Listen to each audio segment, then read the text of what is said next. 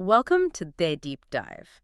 Today, we're looking at a world that often seems glamorous from the outside professional poker, but it demands incredible focus, serious resilience. Think surgeon meets marathon runner. That's a great way to put it. And the sources we've looked at, they all point to this. Pro poker isn't just playing cards well, it's a lifestyle, a really demanding one. Exactly. It's high stakes, high stress, all the time. And the real challenge, the mark of a true long-term pro, isn't just the wins. It's managing that intense career and keeping personal relationships, healthy, avoiding complete burnout. That's the heart of it. Our mission today is to really dig into why work-life balance is so critical in poker. We'll look at the specific, unique challenges players face. And the strategies, right? The practical things successful players actually do to handle the crazy concentration, the constant travel, the financial ups and downs. Yes, the clinical, sometimes surprising strategies they rely on. Okay, so let's unpack this core idea. What all the material seems to agree on is, if you can't get your life balanced, your game suffers. Long term, anyway. It's fundamental. A shaky work-life balance. That's a direct path to weaker performance, maybe even flaming out of the career entirely. Right, so why is balance so uniquely vital here? It's not just typical job stress, is it? No, not at all. This is a different beast. You've got intense, deep mental work, constant financial risk riding on your decisions, and huge emotional swings tied to results. It's a lot. So when we pulled together the why from the sources, why the top players guard their personal time, it wasn't just about getting enough rest. It goes deeper. It's about building the infrastructure for a long career. First, mental health. Obvious maybe, but crucial. You need dedicated downtime just to recover mentally. Makes sense. Second, relationship quality. Strong relationships outside poker act like an anchor. They ground you, pull you away from the chaos and variance of the game. Provides perspective, maybe. Exactly. Yeah. Third, career longevity. Sustainable routines mean you can do this for a decade or more, not just burn brightly for 2 years and disappear. And finally, there's personal growth. Having a life outside poker forces you out of that competitive bubble, encourages hobbies, social connections, just being a more rounded person. Okay, that lays out the why. Now let's get into the friction points. What makes this so much harder for a poker pro than, say, a freelancer working from home? The sources really highlighted 4 main hurdles. Yeah, 4 big ones. The first, and maybe the most obviously disruptive, is the irregular hours in travel. Right. Tournaments don't run 9 to 5. Not even close. Peak action is often late nights, weekends are prime time, and then there's the constant travel. Different cities, different time zones. It makes simple routines incredibly difficult to maintain. Like, how do you manage family dinners or consistent bid times if your best games are midnight to 6 a.m. Vegas time one week and then you're flying to Europe the next? It takes huge effort, massive intentionality, which leads into the second challenge, the emotional stress. We're talking about the psychological impact of variance. Yeah, and winning and losing streaks. Exactly. A bad run, a downswing, could mean weeks or months of losing. That takes a toll on your mood, your patience. How do you stop that irritability from spilling over at home? And the flip side, too, right? A huge win could create its own problems. Absolutely. The sources mention that success can sometimes strain relationships. Friends outside the industry might have unrealistic ideas about your money or feel envious. It can actually increase isolation. Which is the third point the sources raised, social isolation. Yes. Poker could be a very lonely profession. Think about grinding online 60 hours a week, often alone in a room, or constantly traveling solo for tournaments. You miss out on that built-in social interaction most jobs have. Totally. So maintaining friendships, connections, it becomes something you have to actively schedule and work at, not just something that happens naturally. At the fourth hurdle, we can't skip this one, the financial pressure. It's not just about income varying wildly. No, it's tied intrinsically to bankroll management. This is key. Explain that distinction. Okay, so most people's work income mixes with their personal savings, right? But a serious poker pro must keep their bankroll, the money, purely for playing and investing in their game, strictly separate from personal finances. Ah, okay. The stress comes from that separation. A bad run doesn't just shrink your professional capital. It creates this psychological pressure. Am I getting too close to the line? Is my professional safety net secure enough to protect my personal life? That's a unique kind of stress. So you've got this mix of extreme variance, potential isolation, chaotic schedules, and specific financial pressures. Clearly, the players who thrive aren't just winging it. They have a toolkit. Definitely. They develop specific strategies, almost like psychological countermeasures to these professional hazards we've just So discussed. let's look at those. The sources point to four main pillars of success for managing this. What's the first one? First is building deep structural discipline. This is the direct counterattack to those irregular hours. So taking control of the schedule instead of letting the game dictate everything. Precisely. Setting specific hours for play, for study, for practice. And crucially, enforcing those boundaries so poker doesn't just bleed into every waking moment. How do they do that practically? Rigorous time blocking is common. Dedicating specific, non-negotiable blocks of time for family, for social stuff, for hobbies. If the calendar says family dinner, you're not checking poker results on your phone. That takes discipline. Immense discipline. And part of that structure is prioritizing consistent sleep, which sounds basic, but it's huge in poker. How do they manage that with all the travel and weird hours? They treat sleep like a performance enhancer, because it is. They have routines, jet lag protocols, blackout curtains, strict pre-sleep rituals. They know being sleep-deprived tanks their decision-making. Drops your A game to your C game, probably costs you money. Exactly. Lost edges mean lost money. Yeah. So sleep hygiene is non-negotiable for serious pros. Okay, structure is pillar one. What's the second strategy? Pillar two is consciously prioritizing relationships, recognizing that those connections are the anchor we talked about. And how does that translate into action? A big part is communication. Really open, transparent communication. Not just saying, I'm going to Vegas, but managing expectations about your schedule, your travel, even your likely emotional state when you're deep in a tournament or coming off a tough session. Being honest about the stress levels. Yes, and focusing on quality over quantity with interactions. The sources emphasize this.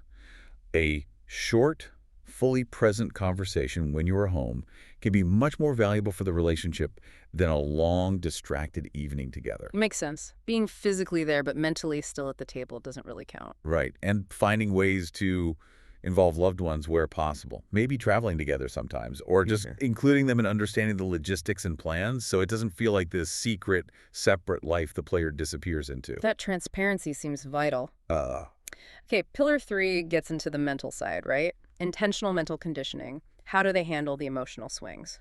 Winning or losing huge sums in a short time. They approach it systematically. They use specific mindfulness techniques, meditation, journaling, sometimes even things like yoga, not just casually, but as tools to manage that emotional volatility. Trying to stay level-headed despite the results. Exactly. The goal is a kind of psychological separation, learning to treat the quality of their decisions as separate from the immediate outcome, which is often down to luck in the short term. And a key part of that, mentioned often in the sources, is emotional detachment. Yes, this is huge. Learning not to tie your self-worth or personal identity to your wins and losses. Seeing a bad run, a bad beat, as a statistical norm, a cost of doing business, not a personal failure. That sounds difficult to achieve consistently. It is. And that's why many rely on professional support. Mental game coaches, therapists, they're part of the team for many top players, specifically to maintain mental health and process the inevitable emotional hits. So it's not just about strategy coaching, it's about emotional resilience coaching. Absolutely.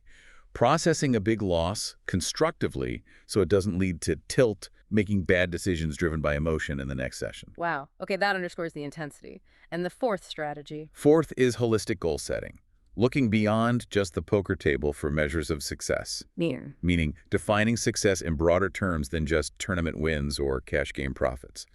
Setting clear, personal goals alongside the career goals. Like fitness targets or learning something new. Exactly. Fitness, hobbies, social objectives, maybe even contributing to a community.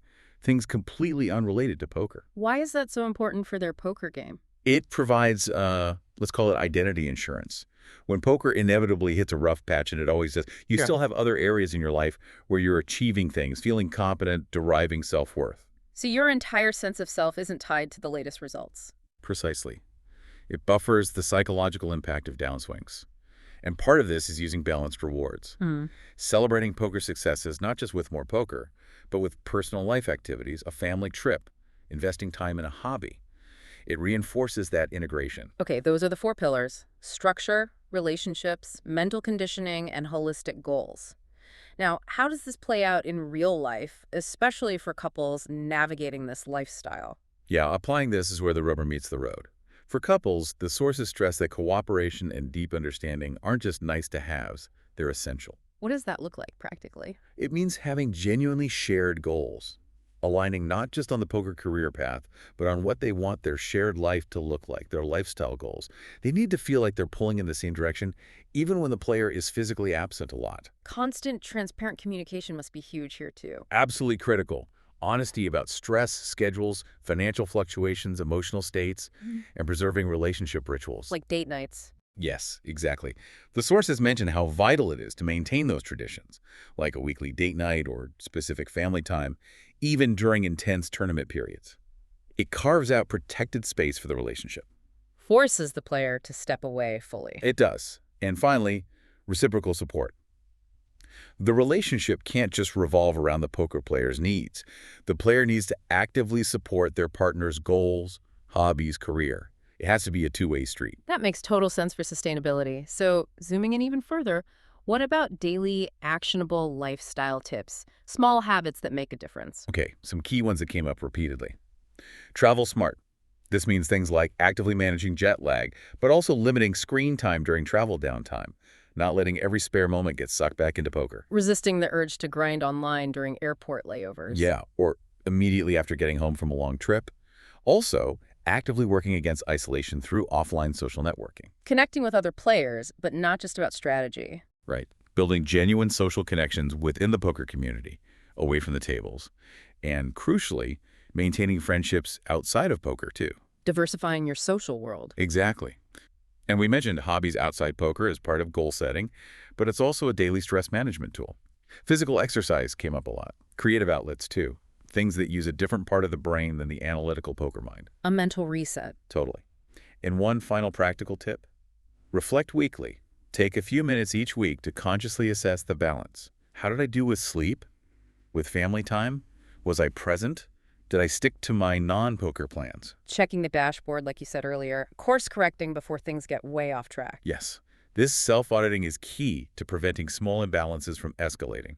Because the ultimate danger here, the thing all the structure is designed to prevent, is burnout. That's the big threat. The fatigue, the irritability, the drop in performance. It often happens when these small protective habits get neglected over time. So preventing it means doubling down on those habits. Pretty much. Things like taking mandatory regular breaks, even short ones, during long playing sessions, introducing variety in routine, mixing up online play, live games, study, travel, and genuine leisure time so it doesn't become a monotonous grind. And keeping up with physical activity. Consistently mentioned. Exercise is a powerful stress reliever and actually improves focus and concentration at the table. So looking at all this, our deep dive really confirms it. Balancing pro poker and life isn't just time management. It's about intentionally building a sustainable, healthy, almost professionally managed lifestyle. Right.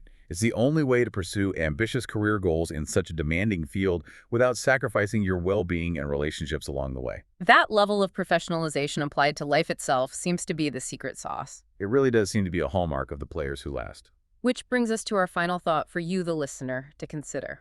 The source material consistently highlighted the need for professional support coaches, therapists, and this intense practice of emotional detachment as vital for sustainability in poker. It's a core part of the toolkit for many. So, if this specific high-variance career demands such deliberate, almost clinical mental and emotional management just to function long-term, what might that suggest about the true, perhaps hidden, psychological costs of striving for success in any intensely competitive, high-pressure field, whether that's finance, surgery, elite sports, executive leadership? That's a really interesting question. Does extreme pressure always necessitate this kind of intentional mental scaffolding, even if we don't always acknowledge it? It's definitely something worth mulling over. What does the need for such rigorous mental hygiene in one field tell us about the demands of others? Indeed. We've laid out the challenges and the strategies from the sources. Hopefully it provides some food for thought. Thanks for diving deep with us today. We'll catch you next time.